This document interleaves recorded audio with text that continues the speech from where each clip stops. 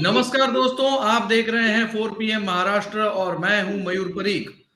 दोस्तों, अब राष्ट्रवादी कांग्रेस पार्टी किसकी, सिंबल घड़ी का किसका होगा, चुनाव आयोग किसके पक्ष में फैसला देगा।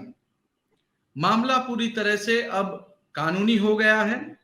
शरद पवार ने सबसे पहले केवियट दाखिल कर दी है, जिसका मतलब यह है कि जब तक उनकी साइड सुनी ना जाए तब तक कोर्ट कोई फैसला ना सुनाए, यानी कि चुनाव आयोग कोई फैसला ना सुनाए। दूसरी तरफ अजीत पवार जो हैं, उन्होंने 40 विधायकों के दस्तखत वाला एक खत चुनाव आयोग को दे दिया है और कह दिया है कि उन्होंने शरद पवार को पार्टी का बतौर अध्यक्ष पद से हटा दिया है। कहने का मतलब साफ है कि अब वर्चस्व की लड़ाई जो है वो कानूनी जामा पहन चुकी है। चुनाव आयोग को कोई ना कोई फैसला करना पड़ेगा। इससे पहले शरद पवार ने एक खत दिया स्पीकर को और पार्टी का जो व्हीप होता है उसे बदलने का ऑर्डर दे दिया। जितेंद्र आव्हाड को पार्टी का व्हीप बना दिया और जिन 9 विधायकों ने विधायक पद की, मंत्री पद की शपथ ली है, उन्हें डिसमिस करने का भी एप्लीकेशन दे दिया है। किसका पलड़ा भारी है, किसका पलड़ा हल्का है, ये अब कानूनी दांवपेच है। आज इस पूरे विषय में बात करने के लिए हमारे साथ में एडवोकेट गणेश सोवानी जी मौजूद हैं। गणेश जी बहुत ही जाने माने एडवोकेट हैं। बॉम्बे हाई कोर्ट में कई सालों तक प्रैक्टिस कर चुके हैं। कई अहम मामलों में उन्होंने सुनवाई की है। अखबारों में आए दिन उनका नाम फोटोग्राफ किसी न किसी बड़े केस के मामले में छपता रहता है। वो पत्रकार भी रह चुके हैं और बड़े जाने माने अखबारों में इनकी कॉलम भी भूतकाल में छप चुकी है।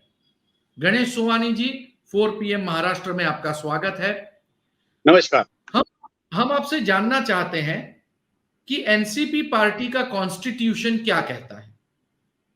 अभी एनसीपी पार्टी जो है वो आपको याद होगा कि सोनिया गांधी के खिलाफ शरद पवार जी ने 1990s में बगावत करके उन्होंने अलग पार्टी बनाई और ये पार्टी का हेडक्वार्टर दिल्ली स्थित है, महाराष्ट्र स्थित नहीं है। हालांकि ये पार्टी का जो प्रभाव है वो गए 25 सालों से महाराष्ट्र में ही हो चुका है। कोई एक्सेप्शन से बिहार बोलो या नॉर्थ ईस्ट में बोलो, कई जगह उनके विधायक चुन के आए होंगे। हालांकि महाराष्ट्र स्थित पार्टी है। अभी शरद पवार जी ने जो रविवार को जो महाराष्ट्र में जो हड़कंप मच गया और अजित पवार जी ने जो 40 से भी ज्यादा उनका कहना है कि जो एमएलए है वो हमारे पीछे है, उन्होंने दावा जब किया उस समय जो पत्रकारों के साथ जब शरद पवार जी की जब बातचीत हो गई थी, उस समय शरद पवार जी ने बोला कि जो भी अभी कुछ हो रहा है उसके बारे में हम कानूनी कोई कार्रवाई करने की संभावना है, हम जनता के सामने जाएंगे। लेकिन अभी आपने जो बताया कि इलेक्शन कमीशन के पास शरद पवार जी का जो ग्रुप है, फैक्शन है एनसीपी का, उन्होंने कैवेट दाखिल किया है। उसका मतलब यह है कि जो आप कोई भी निर्णय ले उससे पहले हमको सुन लिया जाए, उसके पश्चात आप निर्णय दे। तो इसमें मुझे याद आ रही है कि पिछले गए बराबर 1 साल पहले शिवसेना में जो भगदड़ हो गई थी और महाराष्ट्र के हमारे थाने शहर के जो एकनाथ जी शिंदे है, उन्होंने जो बगावत की और करीब 30 और 35 शुरू में लेके गए, बाद में वो संख्या बढ़ती गई और जब वो उन्होंने जो बगावत जो की और उसमें उसके बाद जो शिवसेना उद्धव ठाकरे जी के नेतृत्व के उन्होंने जो हर मोड़ पे जो कानूनी चुनौती दी है, उन्होंने जो फॉलोअप जो किया है, उस तरह का फॉलोअप शरद पवार जी के ग्रुप से कितना होगा इसके बारे में मुझे शंका है। क्योंकि आज भी अजित पवार जी ने जो दावा किया, उन्होंने ये बोला है कि हमारे पास 30 से भी ज्यादा विधायक है, 42 लोगों के हमारे पास एफिडेविट भी है, लेकिन हमारे मीडिया वालों का ये कहना है कि उसमें 6 या 7 आमदारों की कमी है, विधायकों की। तो अगर वो विधायक उनको नहीं मिलते, 2/3 मेजोरिटी नहीं मिला, तो अजित पवार का जो फैक्शन है इनको कानूनी तौर पे रिकॉग्निशन जो चुनाव आयोग है उनकी मिलना जरा असंभव लगती है। अगर 2/3 मेजोरिटी मिलती है तो उनको एक लीगल एंटिटी गिना जा सकता है। ये बात है आज के दिन। नहीं, लेकिन लीगल एंटिटी मिलना यानी एनसीपी पार्टी मिलना और घड़ी मिलना, ये होता है। चलिए, लीगल रिकॉग्निशन अगर उनको मिल गई तो शरद पवार जी का जो एनसीपी फैक्शन जो बच चुका है उनका भविष्य क्या रहेगा, इसके ऊपर भी बहुत सवाल पूछे जा रहे हैं। अभी जो शिवसेना के बारे में हो गया, इलेक्शन कमीशन ने शिवसेना का जो चिन्ह था वो भी हटा दिया, नाम भी हटा दिया। अभी रेगुलर शिवसेना ये एकनाथ जी शिंदे को समझा जाता है इलेक्शन कमीशन के नतीजे के हिसाब से। वही तरह का वही सब रिपीटेशन ऑफ साइकिल जो है वो अभी एनसीपी के बारे में होने वाला है। लेकिन अगर वाकई शरद पवार जी के साथ कम एमएलए हो तो शरद पवार जी कितना चुनौती देना पसंद करेंगे, ये भी बहुत सवाल किया जा रहा है उसके बारे में। मैं आपसे एक बात जानना चाहूंगा। ये देखिए, दो मामले हुए। एक मामले 2/3 एमएलए होना। जब आपके पास 2/3 एमएलए होते हैं तो आप एक अलग और एक स्वतंत्र फ्रैक्शन अपने आप को घोषित कर सकते हैं। एंटी डिफेक्शन लॉ आप पर काम नहीं करेगा। और दूसरा, पूरी की पूरी पार्टी का मालिकाना हक क्लेम करना। ये दोनों में लीगल डिफरेंस क्या है? क्योंकि जो हमारे पास जानकारी है और जो जानकारी बाहर आ रही है, अजीत पवार ने अपने आप को अलग फ्रैक्शन नहीं कहा है, बल्कि खुद को पार्टी का मालिक घोषित किया है। बराबर। क्या कहेंगे? उन्होंने खुद को अध्यक्ष बनाया हुआ है। He has claimed that he himself is the president of the NCP. उन्होंने ये दावा किया है कि असल एनसीपी हमारी है, मेरी है और मैं इसका प्रमुख हूँ। तो लीगल एस्पेक्ट हम आपके पास से जानना चाहते हैं। मतलब आखिर बात यहाँ तक आती है, फाइनली इट बॉइल्स टू कि भाई इनके पास वाकई कितने एमएलए है, और अगर हेड काउंट हो रहा है या उनका अगर एफिडेविट इलेक्शन कमीशन अगर मांग ले तो कितने लोग, कितने विधायक है वो एफिडेविट साबित मतलब पेश करेंगे खुद का कि उनका समर्थन जो है वो अजीत पवार फैक्शंस है। और ऐसा भी हो सकता है कि क्विज देने के बाद कुछ विधायक है वो पलटी मारेंगे। मतलब आज के दिन, आज ऐसा हो रहा था सुबह कि बहुत सारे एमएलए नॉट रीचेबल थे, तो इसके लिए अलग अलग किस्म की आज बातें उभर आई थी दोपहर को कि बहुत सारे एमएलए नॉट रीचेबल है, तो उनका इसका मतलब क्या निकालने का, कि अभी भी दुविधा में है क्या कि अजीत पवार के साथ जाना कितना उचित है और जो बड़े पवार साहब है उनको छोड़ना कितना उचित है, इसके बारे में आज पूरे दोपहर के दिन चर्चा हो रही थी।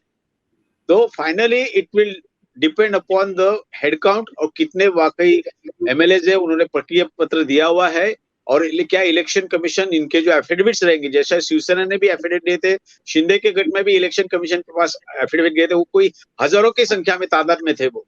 तो आखिर इलेक्शन कमीशन ये एफिडेविट के हिसाब से ही तय करेगी कि वाकई कौन सी एनसीपी फैक्शन सही है, जिसके पास मेजोरिटी है, 2/3 वो बस्ती है क्या नहीं। अगर 2/3 के ऊपर होते हैं तो उनका ग्रुप माना जाएगा, उनको जो आमदार की जो एमएलए शिप जो है वो भी बच सकती है, उनकी एमएलए शिप बच सकती है और पार्टी मिल सकती है। दोनों बातें अलग हैं। बिल्कुल। They will continue to be MLA and the party will survive. तो NCP faction led by Ajit Pawar will be recognised as a lawful NCP. जो शिवसेना के बारे में हो गया, हाँ, जो शिवसेना के बारे में हो गया, आज के दिन एकनाथ शिंदे जी को जो एनसीपी जो माफ कीजिए शिवसेना का जो रिकॉग्निशन मिला है वो अभी असली शिवसेना हो गई इलेक्शन कमीशन के हिसाब से। और अभी तक सुप्रीम कोर्ट ने ये ऑर्डर को सेट असाइड नहीं किया हुआ है। तो जब तक सुप्रीम कोर्ट इसमें कोई इंटरफेयर नहीं करती तब तक सब लोगों को मानना पड़ेगा कि जो असली शिवसेना है वो एकनाथ शिंदे जी की है। लॉ इज अ लॉ, भले लोगों के मन में कुछ भी हो लेकिन वो मानना पड़ेगा हमको। मैं एक और सवाल पूछना चाहूंगा आपसे। बहुत इंटरेस्टिंग बात आपने कही। सिर्फ एमएलए एमपी की एफिडेविट ही मायने रखती है या फिर जो पदाधिकारी हैं उनके एफिडेविट भी मायने रखते हैं? नहीं, अभी party faction is, party structure is different and Vidhan Sabha में जो आमदार जो है उनका इकट्ठा होना उसमें भी फर्क है। For the recognition of the election party, मतलब पॉलिटिकल पार्टी जो राजकीय जो पक्ष है उसका अगर तय करना है तो एमएलए की संख्या काफी अहम है। और अगर चुनाव लड़ना है तो पार्टी स्ट्रक्चर जो है, अभी शिवसेना के पास थोड़ा मैं विषय थोड़ा अलग करना चाहता हूँ। आज के दिन ये बात है कि उद्धव ठाकरे जी को शिवसेना है, उनका पार्टी स्ट्रक्चर जो है वो स्टेट लेवल, जिला लेवल, तालुका लेवल और ब्लॉक लेवल पर पूरा इंटैक्ट है। हालांकि ये एकनाथ शिंदे जी की शिवसेना है वो बहुत जगह उनका पार्टी स्ट्रक्चर खड़ा नहीं कर पाई है, और यही वजह से मुंबई में चुनाव नहीं हो रहा है, because they don't have a party structure in Mumbai city. तो इसमें यह बात होगी अगर ये एनसीपी जो अजीत पवार जी की है उनको अगर रिकॉग्निशन मिलना है, ये सच एनसीपी है, तो उनको आज के दिन एमएलए जो है वो देखना बहुत उचित पड़ेगा, उनके पास वाकई कितनी संख्या है एमएलए लोगों की। जी गणेश सुहानी जी, बहुत बहुत धन्यवाद। आपने कई सारे बिंदुओं पर ऐसा प्रकाश डाला है जिससे कंफ्यूजन दूर हो सकता है। यानी पूरा का पूरा मामला 2/3 एमएलए पर आके अटकता है। 4 PM महाराष्ट्र पे आए और आपने अपना स्पेशल नॉलेज हमारे साथ, हमारे दर्शकों के साथ शेयर किया। इसके लिए आपका बहुत बहुत धन्यवाद। नमस्कार। नमस्कार। कुल मिलाकर महाराष्ट्र की सांप सीढ़ी की राजनीति में इस समय किसको सांप काटा है और किसे सीढ़ी मिली है, इसका अगला अंक पासे फेंकने के बाद, पासे फेंके जा चुके हैं, दोनों की एफिडेविट और केविएट पहुंच चुकी है। अब दांव चुनाव आयोग किस प्रकार से खेलता है उस पर आधारित होगा कि राष्ट्रवादी कांग्रेस पार्टी शरद पवार की होगी या अजीत पवार की। बहरहाल मैं आपकी जानकारी के लिए एक बार फिर बता दूं, 40 जितने विधायकों के समर्थन वाला एफिडेविट अजीत पवार ग्रुप की तरफ से चुनाव आयोग को दिया गया है। वहीं शरद पवार ने केविएट दायर की है कि उनकी बात सुने बिना कोई भी फैसला न किया जाए। देखना दिलचस्प होगा कि घड़ी किसकी कलाई पर बांधी जाती है।